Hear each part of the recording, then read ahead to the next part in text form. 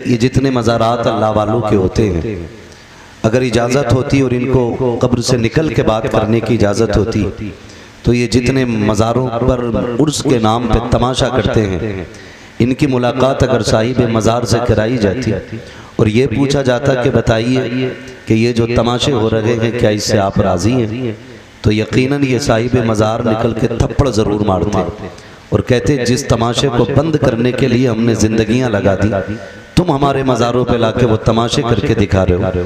यही वजह है कि उर्स काफ़ी होते हैं लेकिन बरकतें ख़त्म हो चुकी हैं, क्योंकि इन तमाशों की बुनियाद पर, बाजे गाजों की बुनियाद पर अल्लाह वाले राज़ी नहीं होते बल्कि नाराज़ हो जाया करते हैं। अगर आप इनकी ज़िंदगियां देखें तो पूरी ज़िंदगी अल्लाह वालों की, अल्लाह और उसके रसूल के जिक्र में गुजर जाती है। दिन भर रोज़े रखना, रातों को क़याम करना, वक्त मिले तो अल्लाह के कुरान की तिलावत करना, फिर उसी की बरकत से अल्लाह तक़वे का नूर अता फरमाता है। फिर जब तक़वे का नूर आता है तो फिर अल्लाह उसके बाद विलायत का नूर अता फरमाता है, और जब विलायत का नूर अता होता है फिर उसके बाद अल्लाह करामत का नूर अता फरमाता है। तो ज़रूरी ये है कि अल्लाह और उसके रसूल को राज़ी किया जाए।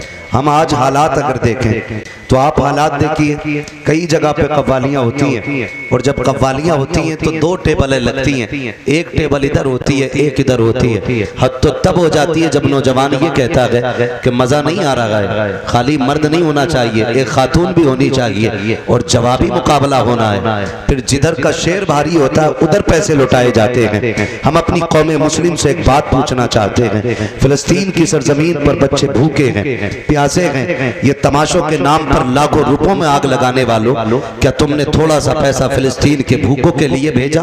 क्या तुमने कुछ पैसा फिलिस्तीन के प्यासों के लिए खर्च किया? जब वहां की बात आती है तो कहते हैं दुआ कर तो रहे हैं। ओ भाई, अल्लाह ने तुझे सिर्फ दुआ के लिए नहीं बनाया है। अगर तेरे पास इतनी ताकत है कि तू उन मजलूमों की मदद माली तौर पे कर सकता है तो इन तमाशों से पैसा बचा करके किसी अच्छी जगह पे पैसा लगाया जाए। अगली बात मैं आपसे करूं, ये हमारी भोजपुर की बस्ती, पीपलसाना की बस्ती, इतनी बड़ी आबादी है कि यहाँ पे कसरत से मुस्लिम आबादी है, लोग तालीम याफ्ता भी हैं, बिजनेसमैन भी हैं, सर्विसमैन भी हैं, लेकिन मुझे जरा गौर करके ये बताओ कि हमारी इन बस्तियों के अंदर कितने आईएएस मौजूद हैं, कितने आईपीएस मौजूद हैं, कितने हमारे पास इंजीनियर हैं, कितने हमारे पास एमबीबीएस डॉक्टर मौजूद हैं? अगर हैं भी इल्ला माशाअल्लाह तो वो पैसे देकर के डॉक्टर बने हैं। मैं नाम लेकर के बात नहीं करना चाहता, सिर्फ ये समझाना चाहता हूं, जो कौम जहालत के इतने बड़े गड्ढे में डूबी हुई हो कि जिसके पास अपना कोई अधिकारी नहीं हो और वो लाखों लाखों रुपए कव्वालियों में मुकाबले के नाम पे आग लगा दे, तो उस कौम को गैरत आनी चाहिए। अगर रब ने हमें दौलत दी है तो इस पैसे को उठाओ। अगर तुम नहीं पढ़ सकते हो तो अपनी पूरी बस्ती का आप जायजा लें। जो लोग वहां पे अच्छे हैं पढ़ने में, किसी को गुर्बत पढ़ने नहीं देती है, किसी को मजबूरियां आगे बढ़ने नहीं देती है, तो उस पैसे को ले जाकर के उस पढ़ने वाले की तालीम पे लगाओ, उसको आगे बढ़ाओ। अगर वो आपके दिए हुए पैसे से आईएएस आईपीएस बनने के बाद किसी भी कुर्सी पे बैठेगा तो मेरा ईमान ये कहता है कि अगर उसने निज़ामे मुस्तफा को भी जाना होगा तो किसी भी कुर्सी पे बैठेगा वो जुल्म नहीं करेगा। जब भी कलम उठेगा उसका इंसाफ के लिए उठेगा और हक के लिए उठेगा, और जब भी इंसाफ कायम होगा तो फिर कोई रोएगा नहीं, बल्कि हर बस्ती में मुस्कुराने वाले नजर आएंगे, खुशहाल लोग नजर आएंगे। लेकिन भला हो हमारी इस जमात के लोगों का जिन्होंने आज ये उर्स के मौके पे जलसा कराया है। शायद कई कल को ये कहते कि देखा अगर कव्वाली होती तो इतनी भीड़ लगी होती, इतने लोग आ जाते, मजा आ जाता। आग लगे ऐसे मजों को जिसने कौम का बेड़ा गर्क करके रख दिया है, तबाह करके रख दिया है मुआशरे को। जाओ जा करके देखो, जहां पर मुकाबलों की महफिलें होती हैं उनमें आने वाले बेटे भी हमारे होते हैं, बेटियां भी हमारी होती हैं। कल जब उस मेले के नतीजे में किसी की बेटी किसी बाप के मुंह पे काली पोत के चली जाती है तो जिम्मेदार उलमा को ठहराया जाता है कि मौलवी नहीं संभाल पा रहे हैं, इन्होंने माशरे को तबाह किया है। खुदा की कसम, अगर जमीन सलामत है इन्हीं उलमा के कदमों की वजह से सलामत है, अगर रिस्क मिल रहा है इन्हीं उलमा के कदमों की वजह से मिल रहा है। इन्होंने अभी काला काला रसूल की महफिलें लगा रखी है जिसकी बरकत मुआशरा बटोर रहा है। आपसे मैं इतना कहना चाहूंगा प्यारे, इन मेलों को बंद किया जाए, तमाशों को बंद किया जाए, पैसों में आग न लगाई जाए। हमारी कौम सबसे ज्यादा अगर पीछे पड़ी है तो मेलों के पीछे है, मज़ारों के गुंबद के पीछे पड़ी है। इन फालतू के खर्चों से पैसा बचाओ, तालीम पे पैसा लगाओ, बच्चों को आगे बढ़ाओ। अब दौर वो आ गया है कि यहाँ हथियार से जंग नहीं जीती जाएगी, बम और तोप से जंग नहीं जीती जाएगी। कौम वो आगे जाएगी जिसके हाथ में इक़्तिदार होगा या जिसके हाथ में कलम की ताकत हो। सुभान अल्लाह, सुभान वरना आगे नहीं बढ़ सकते हो। और रह गई दो रोटियों की बात, तो पेट तो कुत्ते भी पाल लेते हैं, पेट कुत्ते भी पाल लेते हैं। अगर आप दो रोटी कमा सकते हैं तो कौन से कमाल की बात है। मजा तो जब है जब हमारा मुआशरा निज़ाम मुस्तफ़ा के मुताबिक जिंदगी, सुभान अल्लाह, निज़ाम मुस्तफ़ा के मुताबिक जिंदगी गुजारे। पूरा साल जम के ब्याज लेते, पूरा साल जम के रिश्वतें लेते, पूरा साल जम के झूठ बोलते, धोखा दे के सौदा बेचते। साल में एक बार उर्स आ गया, चादर चढ़ा दी, सारे गुनाह माफ। ये चादर मजार पे डाली है, ये अपने पापों पे डाली। ये कंडीशन हमारी कौम की है। नौजवानों, हमें अपने नजरिए बदलने होंगे, अपने आप को बदलना होगा, अपने तरीके बदलने होंगे। ये महफिल जैसे कि अभी हज़रत अल्लामा मौलाना फैज़ान रज़ा अजीज़ी ने बताया, इतनी अज़मत व बरकतों वाली महफिल है, जो यहाँ के बैठ जाता है वो बख्श दिया जाता है, बख्श दिया जाता है। आप कहेंगे बड़े बड़े पापी आते, तो रब की रहमत है, कहती महबूब मैं इन गुनाहगारों के गुनाह नहीं देख के तक के, बल्कि मैं तेरे चेहरे के सदक़े में आने वालों को बख्श देता हूँ। सुभान अल्लाह, हुजूर के सदक़े में हम बख्शे जाते हैं। जब हम हुजूर के सदक़े में बख्शे जाते हैं तो फिर काम भी वो करें जो मदीने वाले को पसंद है, जो हुजूर को पसंद है वो काम करना चाहिए। ये मेले तमाशों में बेपर्दगियां कितनी होती हैं, हद से ज्यादा बेपर्दगियां होती हैं। जबकि मदीना शरीफ की ये तारीख रही है जब पर्दे का हुक्म लाजिम किया। मेरे महबूब ने फरमाया कि रब ने फरमाया औरतों से कह दो कि वो रास्ते में साइड से चला करें। तो मदीना शरीफ की ये तारीख रही। औरतें इतनी दीवार से चिपक के चलती थी कि उनके बाजुओं से कपड़े घिस घिस के फट जाया करते थे। आज क्या हाल है मुआशरे का? आज आप रास्ते से हटे तो हटे, वरना सामने से आने वाला हटने के लिए तैयार नहीं है। इस मुआशरे को कितने बर्बाद किया, किसने बर्बाद किया, किसने बर्बाद किया? ओ भाई, कहीं ना कहीं हम ही इसके जिम्मेदार हैं। अल्लाह और उसके रसूल का खौफ करें। हमें क़यामत में अपने रब को मुंह दिखाना है, मुस्तफ़ा से मुलाकात करनी है, तो क्यों ना वो काम करें जब मरने के बाद जनाजा निकले तो बताने की जरूरत ना पड़े कौन गुजर के जा रहा है। तुम्हारे जनाजे का कफन ये बता दे, लहद में इश्क़ रुख़े शह का दाग लेके चले, अंधेरी रात सुनी थी चराग लेके चले, जने गुलामों का नक्शे कदम है रागे खुदा, वो क्या भटक सके जो ये सुराग लेके चले। सुभान अल्लाह, नारे तकबीर, नारे रिसालत, उलमाए अहले सुन्नत, हज़रत अल्लामा मुफ्ती अहमद रज़ा साहब क़िबला, नारे तकबीर, नारे रिसालत। माशाअल्लाह। और चादरों की भी हकीकत ही है। 6-6 किलोमीटर से हजरत कह रहे 70 गज की चादर ला रहे हैं। मैं ढोल के आ रहा है 70 गज की चादर 12 किलोमीटर से नौजवान लेके चले। ख्याल आता शायद सारे ही रोजा रख के चले होंगे। हर कदम पे 2-2 रकात नफल अदा करते आते होंगे। फर्ज तो फर्ज, तहज्जुद नहीं छूटती होगी। लेकिन जब पहुंचो और जब चादर आए तो देखो कोई भांग पी के आ रहा है, कोई चरस मार के आ रहा है, कोई रास्ते में थक गया था तो पौवा ही मार दिया। ये हकीकत हमारे मज़ारों की चादर की है। मसला के आला हजरत ये है कि अगर पहले से मज़ार पर चादर मौजूद है, जब तक वो बोसीदा ना हो जाए दूसरी चादर चढ़ाने की इजाजत नहीं। सुभान अल्लाह, ये मसला के आला हजरत है। और धंधा बना लिया मुजावरों ने। मौलवियों को नहीं बुलाएंगे, जलसा नहीं कराएंगे, वरना पोल खुल जाएगी। हाँ, वो कह रहा कि ये मौलवी और मुफ्ती के फतवे हमें क्या रोकेंगे? अल्लाह ने हमें तेरी गर्दन काटने के लिए मुकल्लफ नहीं किया। हमारा काम सिर्फ बताना है। हम बता के जाएंगे, तुझे कोई नहीं रोकेगा। तू शैतान की औलाद है, मत रुक। पता चल जाएगा जब मर के कब्र में लेटेगा। वो लठियां चलेंगी, कोई बचाने वाला नहीं होगा। हाँ, मुजावर मर रहे हैं, मजार बन रहे सबके। ओ भाई, जो लायक मजार है उसका बनाओ। पतंगे शाह, मलंगे शाह, जुब्बे शाह, कंगन शाह, चुटिया शाह, लुटिया शाह, सारे मजार बना दिए। आने वाले दौर में इतने मजारों पे आने वाले नहीं होंगे जितने मजार नजर आए। हर एक का मजार न बनाओ, जो मजार के लायक है उसी का मजार बनाया जाए। पता चला कि ये किन का मजार है, कि ये वो हैं इनकी कभी पतंग कटी नहीं थी, लोगों ने उनका ही मजार बना दिया। ले भाई, इसकी पतंग नहीं कटी तो ये बाबा हो गया। डरें, अल्लाह के अजाब से डरें। और खौफ करें। जो लायक हैं इसके उन्हीं का मजार बनना चाहिए। अब तो बिजनेस चल रहा चादरों में भी 100-150 चादरें चढ़ जाती हैं रोज की उर्सों पे, और फिर अगले दिन वही मुजावर दुकान वालों को बेच देते हैं, फिर वही दुकान वाले फिर मजार पे बेच देते हैं।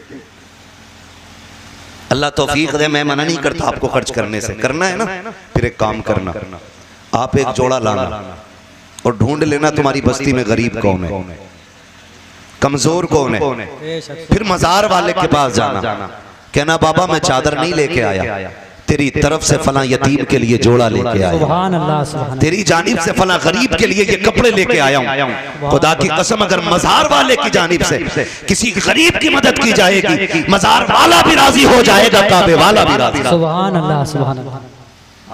लेकिन अब तो मामला ही कुछ और है, मामलात ही बिगड़ते जा रहे हैं, बदलते जा रहे हैं। अल्लाह वालों की जानिब से लोगों की मदद करो, उस पे अल्लाह वाला राजी होगा। सरकारे बगदाद का नाम सुना है गौसे पाक का? सुना है? बोले सुना है? सुना है?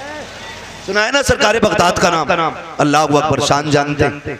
एक दिन आप कहीं जा रहे थे सफर में, तो दरिया पार करना था आपको, कश्ती के करीब पहुंचे, एक बंदा खड़ा रो रहा था।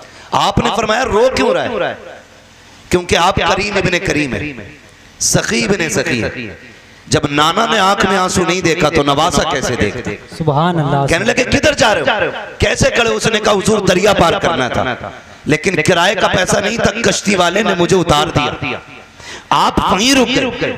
अपने शागिर्द से फरमाया जाओ मेरी दरसगाह में सोने के सिक्कों की थैली रखी है, वो उठा के ले आओ। आपने वो थैली मंगाई और उस कश्ती वाले को बुला के फरमाया ये सिक्के रख ले। उसने कहा हुजूर किस लिए? फरमाने लगे आज के बाद अगर कोई दरिया पार करना चाहे और उसके पास किराया ना हो ना, तो अब्दुल कादिर जिलानी के पैसे से उसको पार करा दिया। सुभान अल्लाह, सुभान अल्लाह। ये अल्लाह वालों के नजरिए होते, ये नहीं है गर्दन झुकाई दे 500 रुपए बाबा लेगा। ये डकैत है, डकैत, ये चोर है। अल्लाह वालों के नाम पे जेबें काटी जाती हैं। खुदारा बदले रवैये अपने और माशरे को बेहतर करें।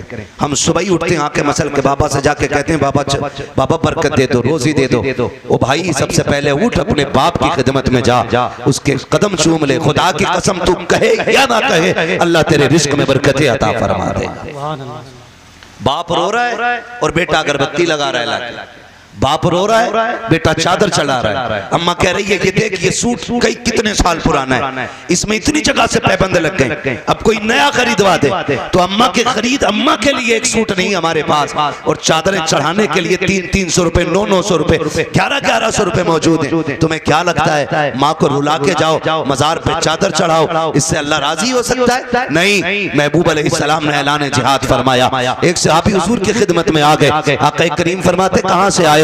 या रसूलुल्लाह फला गांव का रहने वाला हूं। मेरे नबी ने फरमाया बता पीछे किसे छोड़ के आया है? कहते हैं या रसूलुल्लाह माँ बाप छोड़ के आया हूं। कोई और भी है? कहा नहीं आका। कहा किस हाल में छोड़ा है? कहा या रसूलुल्लाह मैं उन्हें रोता हुआ छोड़ आया हूं। आका ने ये बात इसलिए छेड़ी थी क्योंकि मुस्तफा देख रहे थे जब वो घर से चला था, आका देख रहे थे जब वो घर से आया था, और सरकार देख रहे हैं। इसलिए बरेली के इमाम ने कहा है और कोई गैब क्या तुमसे निहा हो भला, जब ना खुदा की छुपा तुम पे करोड़ों दुरूद। आका करीम फरमाते हैं किस हाल में छोड़ा है? या रसूल अल्लाह उनकी आंख में आंसू थे। कहा उन्होंने रोका? कहा जी रोक रहे थे। फिर तूने क्या कहा? कहा अम्मी जान मुझे हुजूर की खिदमत में जाके शहीद होना है, शहादत का रुतबा लेना है। आका फरमाते जा वापस चला जा, जिन माँ बाप को रोता छोड़ आया है उन्हें जाके मुस्कुराहट दे दे, अल्लाह तुझे इसी में शहादत का सदका, शहादत का सवाब अता फरमा दे। सुभान अल्लाह, सुभान अल्लाह। सोचो तो सही, हुजूर फरमाते जंग लड़ने शहीद होने से बेहतर यह है कि तू अपने माँ बाप को जाके उनके लबों पे मुस्कुराहट दे दे। अगर आप ये चाहते हैं अल्लाह और उसका रसूल राजी हो तो चादर से ज्यादा जरूरी है माँ के सर का दुपट्टा।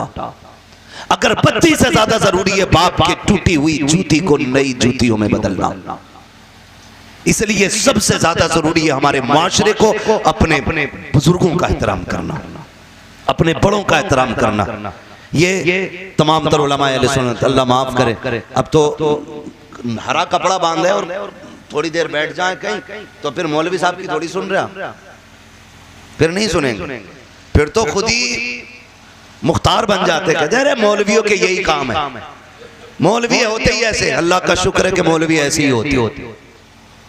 शुक्र है अल्लाह का, यही वो जमात है जो अभी तक अपनी जगह पर मजबूती से कायम है। यही वो जमात है। तंज करना किसी भी आलिम पर, उसको हिकारत से देखना। फरमाया गया किसी आलिम की तौहीन न करना, वरना अगर तुमने किसी के इल्म की बुनियाद पर उसकी तौहीन की तो फिर बेदीन होके दुनिया से जाओ, बेदीन होके दुनिया से जाओगे। ये हमारे साथी हैं, मेरी औकात क्या, मेरे जैसे कितनों की उंगली पकड़ के इन्होंने आसमान तक पहुंचाया। हाँ, इनकी जूतियों का सदका है कि लोग लाइनों में खड़े रहते हैं। बताओ अगर शागिर्दों का ये आलम है, फिर उस्ताजों का आलम क्या होगा? सुभान अल्लाह। सोचें जरा, दिमाग लगाएं। जिसकी ये उंगली पकड़ दें उसे इतना ऊंचा कर देते, तो फिर रब ने इनका मकाम कितना ऊंचा कर रखा होगा। मैं उलमा की बात नहीं करता, आप समझे, जरा दिमाग लगाएं। नौजवानों से बात कर रहा हूं। अब लकीर के फकीर नहीं रह गए, सारे लोग दो रोटी खाते हैं और दिमाग लगाते हैं और अपने इल्म के मुताबिक फैसला करते हैं। फरमाया गया अगर तलबा किसी कब्रिस्तान से गुजार दिए जाएं, अल्लाह 40 दिन का अजाब उठा लेता है। अगर पढ़ने वालों की शान ये है तो फिर पढ़ाने वालों की शान का अलग। आप नौजवानों गुजारिश है मेरी आपसे, अगर रिस्क में बरकत चाहते हो, कमाई में बरकत चाहते हो, तो फिर उलमा का एहतराम करें, उलमा की इज्जत करें। फरमाया गया जिसके घर में बरकत ना हो वो कुरान वालों पे खर्च किया करे, पढ़ने वालों पे खर्च किया करे। तुम्हारे कुरान वालों पे खर्च करना तुम्हारी दुनिया में भी बरकत का सबब बनेगा और आखिरत में भी खुदा की रहमत का सबब बनेगा। लाजिम ये है कि आज जो जाहिरी तौर पे रस्मन हम बुजुर्गों के साथ रवैये इख्तियार कर रहे हैं, ये हमारे गलत रवैये हैं। हमें सही तरीके से दुनिया में रहना है, अल्लाह और उसकी रसूल की रजा हासिल करनी है। फरमाया गया या अय्युहल्लज़ीना आमनुत्तक़ुल्लाह वकूनू मअस-सादिक़ीन, ईमान वालों अल्लाह से डरो और सच्चों के साथ हो जाओ। ये डर कब पैदा होगा? जब उलमा के साथ आप बैठेंगे, ये आपको जायज़ नाजायज़ की खबर देंगे। कई लोग बियर पीते, कहते हैं कुछ नहीं मौलाना, ये तो जूस के तौर पे पीते, एनर्जी ड्रिंक है, शर्म आनी चाहिए। हर वो चीज़ जिसमें नशा होता है और नशा उतना के जिससे कदम डगमगा जाए। अल्लाहु अकबर। ये जितने भी इस तरह के नशे होते हैं ये शरीयत ने हमारे लिए हराम कर दिए हैं, शरीयत ने हमारे लिए हराम कर दिए हैं। इन सारी चीजों से शराब का एक कतरा, एक बाल्टी पानी में पड़ जाए वो सारी बाल्टी नापाक हो जाया करती है। हम ये कहते थे नहीं जी मौलाना कोई बात नहीं, ये तो बियर है। मौलाना तुम क्या जानो, तुम तो सब चीज को शराब देखते हो। मौलाना नहीं जानता बेटे, जहां मौलवी पहुंच गया है आज तक वहां साइंस नहीं पहुंची है।